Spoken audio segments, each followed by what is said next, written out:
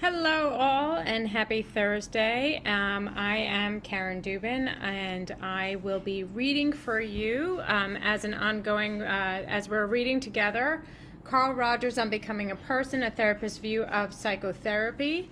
And we left off the other day on page 94, right where the client and the therapist are going to be speaking at the same time. This is a long dialogue area, so we're going to continue on until the bottom of page 96. We're going to stop right where it says the next excerpt, because that's also quite a lengthy one, and we want to make sure that there's the introduction to that.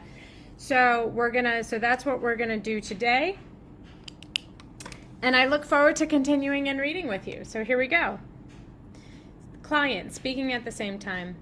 I never really did know, but it's almost a physical thing. It's sort of as though I were looking within myself at all kinds of nerve endings and bits of things that have been sort of mashed, weeping.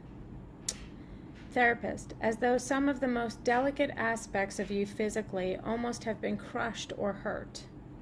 Yes. And I do get the feeling, oh, you poor thing. Pause. Therapist, just can't help but feel very deeply sorry for the person that is you. Client, I don't think I feel sorry for the whole person. It's a certain aspect of the thing. Therapist, sorry to see the hurt.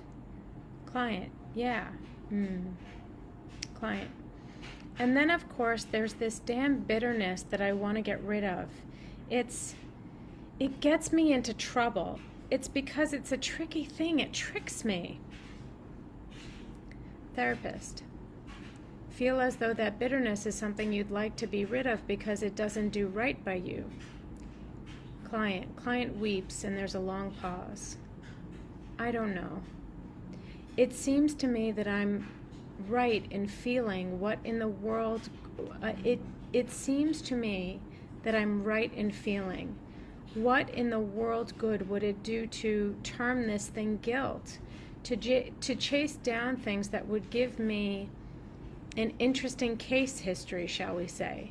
What good would it do? It seems to me that the key, the real thing, is in this feeling that I have. Therapist, you could track down some tag or some other and could make quite a pursuit of that, but you feel as though the core of the whole thing is the kind of experience that you're having that you're just having right here. Client, that's right. I mean, I don't know what'll happen to the feeling, maybe nothing. I don't know, but it seems to me that whatever understanding I'm to have is part of this feeling of hurt. Of it doesn't matter much what it's called. Then one can't go around with hurt so openly exposed. I mean, this seems to me that somehow the next process has to be a kind of healing. Therapist, seems as though you couldn't possibly expose yourself if part of yourself is so hurt. So you would wonder if somehow the hurt mustn't be healed first.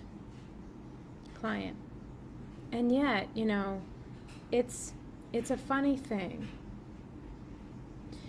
It sounds like a statement of complete confusion, or the old saw that the neurotic doesn't want to give up his symptoms. But that isn't true. I mean, it isn't true here, but I can just hope that this will impart what I feel. I somehow don't mind being hurt. I mean, it's just occurred to me that I don't mind terribly. I mind more the feeling of bitterness, which is, I know, the cause of this frustration. I mean, I somehow mind that more. Therapist, would this get it? That though you don't like the hurt, yet you feel you can accept that. That's bearable. Somehow, it's the things that have covered up the hurt, like the bitterness, that you just at this moment can't stand. Client, yeah, that's about it. That's just about it. It's sort of as though, well, the first, as though it's, well, something I can cope with. Now the feeling of, well, I can still have a hell of a lot of fun, see, but that this other, this frustration, it comes out in so many ways.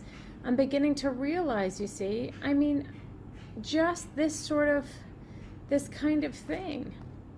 Therapist. And a hurt you can accept. It's part of life within a lot of other parts of life too. You can have lots of fun, but to have all of your life diffused by frustration and bitterness that you don't like, you don't want, and are now more aware of. Client, yeah. And there's somehow no dodging it now, you see. I'm much more aware of it. I don't know. Right now, I don't know just what the next step is. I really don't know. Fortunately, this is a kind of development so that it doesn't carry over too acutely into, what I'm trying to say, I think, is that I'm still functioning. I'm still enjoying my life, and therapists just sort of want me to know that in lots of ways you carry on just as you always have. Client, that's it. Oh, I think I've got to stop and go. In this lengthy excerpt, we get a clear picture of the fact that underlying the bitterness and hatred and the desire to get back at the world that has cheated her is a much less antisocial feeling, a deep experience of having been hurt. And it is equally clear that at this deeper level, she has no desire to put her murderous feelings into action. She dislikes them and would like to be rid of them. End of reading for today, and we're going to continue on tomorrow where it starts with the next excerpt, and this is going to be at the bottom of page 96, and we'll continue on through that very, very lengthy monologue that the client has, and go from there. So thank you all for joining me. Have a wonderful rest of your day, and I look forward to being with you next time.